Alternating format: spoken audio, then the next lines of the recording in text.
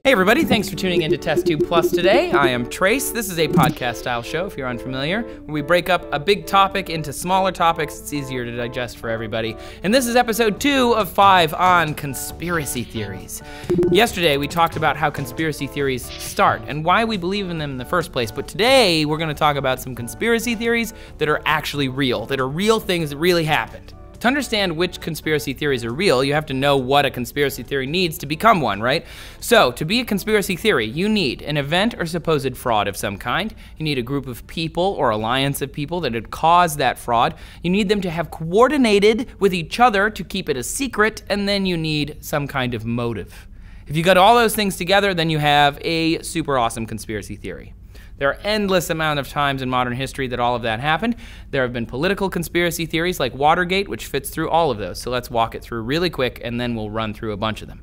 So you have a fraud, you have people breaking in and then lying about it. You have a people or a group of alliances that have caused this fraud. So this was like people with the Nixon group. You need them to have coordinated ahead of time to keep it a secret. They did that to keep it out of the press. And then once the press found it, they got really upset. And of course they had a motive because they wanted to be in political power.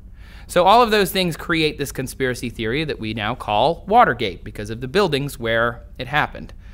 This scandal was huge, but it's not the only scandal. It's just a famous one that many other scandals since have been named after. The Iran-Contra affair in 1985 was also huge.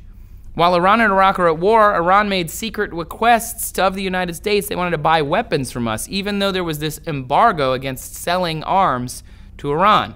And Reagan was all like, this could help release 7 American hostages being held by Iranian terrorists in Lebanon, so we should probably do it. That's not an actual quote. That's just, kind of summarizing. So they ended up shipping arms to Iran. It violated this embargo, and it violated international law, and it violated his campaign promise to never do business with terrorists. Reagan had been admired for a long time for his honesty. He went on TV, and he denied the claims. Then a week later, he retracted it. A week later. That was a scandal, but it was also a conspiracy theory. It didn't last very long, it was only a week, but still. Operation Paperclip was President Truman's scandal, and this was, he authorized the US government to try and get and recruit Nazi scientists to the United States in preparation for the Cold War. As World War II was ending, the race was on with the Soviet Union. They wanted to seize as many German scientists as they could out of the World War II aftermath so that we could battle them intellectually and militarily. There was also a bunch related to US intelligence gathering operations. The CIA is a secretive organization, you guys. So of course there are conspiracy theories surrounding it. The whole point of the CIA is to conspire. That's what they do. We talked about one in our psychedelics episode. That was the MK Ultra. It was exposing soldiers to LSD and experimenting on them. This was found out by the Rockefeller Commission. Operation Mockingbird was the CIA's campaign to influence the media. This one kind of blows my mind. So the CIA recruited leading American journalists into a network to help present the CIA's views to the American public. So they took journalists and they said, hey, get this news out there. They funded student and cultural organizations and magazines, all as fronts for CIA information, and then they were able to influence foreign media and political campaigns using that information system.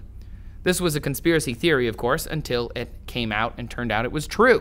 In 1990, the testimony of Naira, prior to our involvement in the Kuwaiti War, was a conspiracy.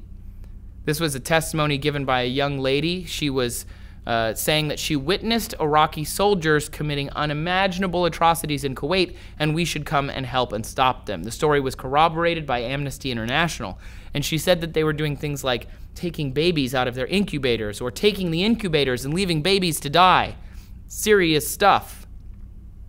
And her testimony was so powerful, it was cited by senators and by the president, by the media, and it influenced our backing of Kuwait during the Gulf War. Later, it turned out that she was completely lying and she was a puppet and it was planted propaganda, that she is in fact a member of the Kuwaiti royal family. Her father was Saud Nasser al-Sabah, Kuwait's ambassador to the US, and that was just a huge conspiracy to try and get the US to back Kuwait. It's funny because, like, if you think about some of these things, they'd become obvious in the days of the internet, because if I could just Google who she was, I would know that. But in 1990, you couldn't do that. Kind of weird to think about.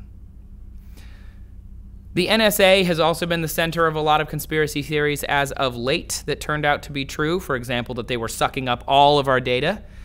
Turns out they were doing that. Ed Snowden let everybody know and said, hey, the NSA is tapping your phone, reading your text messages, accessing your phone records, looking everything you do on the internet up and keeping it in a warehouse of data.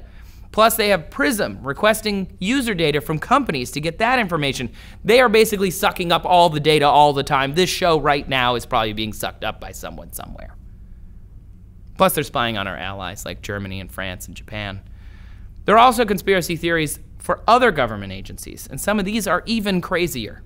The U.S. Public Health Service. Who would ever think there was a conspiracy with the U.S. Public Health Service? But the Tuskegee syphilis experiments were insane. They conducted a study of untreated syphilis in rural African-American men in Alabama. The men were told that they were receiving free health care from the U.S. government, but they never got insulin, which was proven to treat syphilis, nor were they even told that they had syphilis. So they used these victims to see what happens to people with syphilis over time. They could follow them and watch them and see what happens to us. It's awful.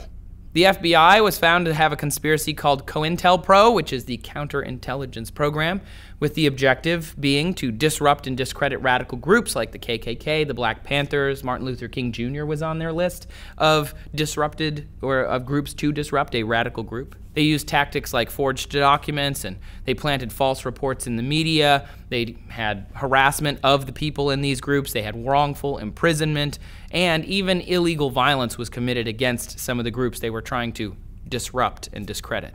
Allegedly, in 1971, activists broke into the FBI field office in Pennsylvania, and they made off with a stack of documents, and within those documents was proof of Cointelpro. And they began to publish what they learned over the next few months. But of course, today, Cointelpro is on the FBI website, on FBI.gov. You can read reports on Cointelpro. It's crazy town, but at the same time, you know, they owned it. So go FBI, I guess. Cointelpro on the FBI's official site says, was later rightfully criticized by Congress and the American people for abridging First Amendment rights and for other reasons. Nice job, FBI. Way to own up. But it's not just government. A lot of conspiracy theories go around our mistrust of government, but it's not just government, y'all. Businesses also have conspiracies. One of the biggest ones, probably ever, is cigarette companies hid links between smoking and cancer. The United States brought them to court to get them to tell the truth, which of course they are still not doing. But in 1999, the United States of America versus Philip Morris was a big case. The U.S. won. Big Tobacco tried to mislead the public on the dangers of secondhand smoke, cover up the addictiveness of nicotine, deceptively market light cigarettes as less harmful than regular cigarettes, market to children to recruit new smokers, and deliberately refrained from producing safer, less addictive cigarettes, which they could have done. But it goes further than that even. That's just the stuff everybody knows. Government lawyers have argued U.S. tobacco companies should pay only about $10 billion over 5 years, and that was to help addicted smokers quit, to fund a program that would do that. Of course, they asked for $130 billion over 25 years. That was the original punishment. But lawyers argued, yeah, $10 billion, that's fine. And they're not the only ones. How many people have heard of the word asbestos now that maybe hadn't before? Asbestos can cause all sorts of problems when inhaled, and asbestos manufacturers did all they could to prevent the link between asbestos and respiratory diseases, including cancers, from becoming known. They wanted to avoid prosecution and public outcry. Obviously, this is an abbreviated list. The CIA alone could have filled up an entire section on conspiracy theories that turned out to be real.